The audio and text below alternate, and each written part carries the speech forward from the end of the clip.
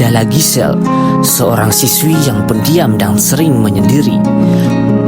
Setiap hari, Giselle datang ke sekolah seorang diri. Di tengah ramainya siswa-siswi, ia justru merasa begitu sepi.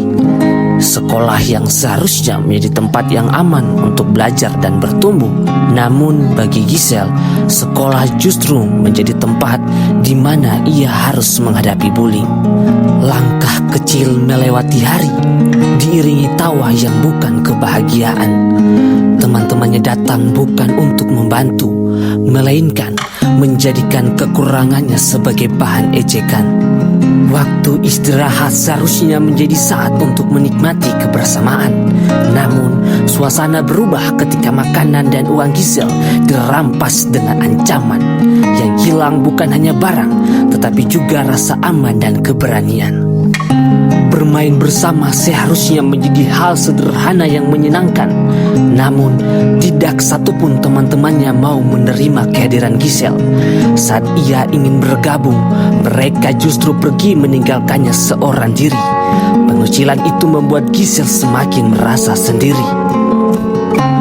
Bullying tidak selalu terjadi secara langsung. Kali ini, Giselle menjadi sasaran cyberbullying melalui media sosial. Di balik layar ponsel, tersebar berbagai hinaan dan kata-kata kasar tentang dirinya. Saat melihat pesan-pesan tersebut, Giselle terdiam dan terkejut. Dari semua kejadian yang dialami Giselle, perlahan membuatnya merasa tertekan dan kehilangan kepercayaan diri. Kata-kata dan perlakuan yang diterimanya terus terlintas dalam pikirannya, menimbulkan rasa takut, tekanan batin dan sakit hati yang semakin mendalam. Beban yang terus dipendam membuat pikirannya sulit tenang dan membuat Giselle merasa tidak nyaman ketika berada di lingkungan sekolah. Perasaan takut dan tertekan tersebut perlahan mengganggu konsentrasinya saat belajar, sehingga ia kesulitan untuk fokus mengikuti pelajaran dan akhirnya mempengaruhi hasil belajarnya di sekolah.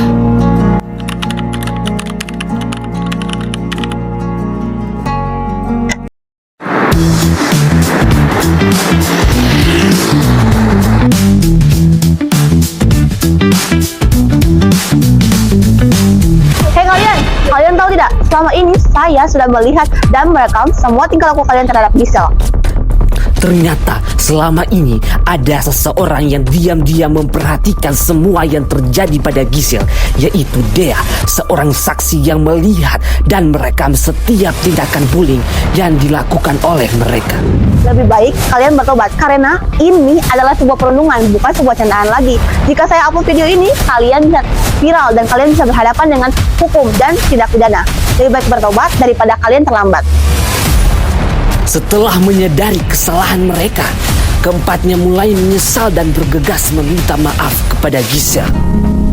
Dengan rasa bersalah, keempatnya menghampiri Giselle di dalam kelas. Kali ini mereka datang bukan untuk menyakiti, melainkan untuk meminta maaf atas semua kesalahan yang telah mereka lakukan terhadap Giselle.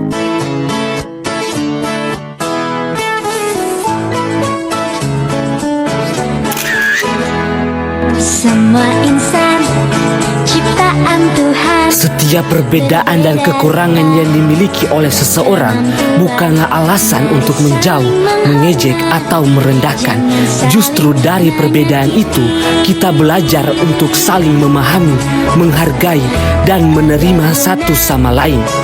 Jangan biarkan ada teman yang merasa sendiri hanya karena berbeda, karena setiap orang berhak merasa diterima dan dihargai. Bermain bersama bukan hanya tentang bersenang-senang, tetapi juga tentang membangun kebersamaan, persahabatan, dan menciptakan kenangan yang indah. Ajaklah teman yang sendiri untuk bergabung, berbagi tawa, dan menikmati kebersamaan, karena kebahagiaan akan terasa lebih berarti ketika tidak ada satupun yang ditinggalkan. Bullying tidak membuatmu hebat, tetapi melukai hati orang lain. Pilihlah menghargai bukan untuk menyakiti. Perubahan dimulai dari diri sendiri. Katakan tidak pada bullying dan jadilah teladan bagi orang lain. Hormati setiap perbedaan karena setiap orang berharga dan pantas diperlakukan dengan baik. Menjadilah teman yang menguatkan, bukan menjatuhkan. Kebaikanmu bisa mengubah hidup seseorang. Dan ingat, jika melihat penggiat, jangan hanya jadi penonton. Berani bertindak, hukum korban, dan berani melapor agar perlindungan dapat dihentikan. Stop bullying, sebarkan kebaikan, ciptakan perubahan. Dan wujudkan sekolah yang aman untuk semua. Kita tenang, berenang Kini Giselle tidak lagi sendiri.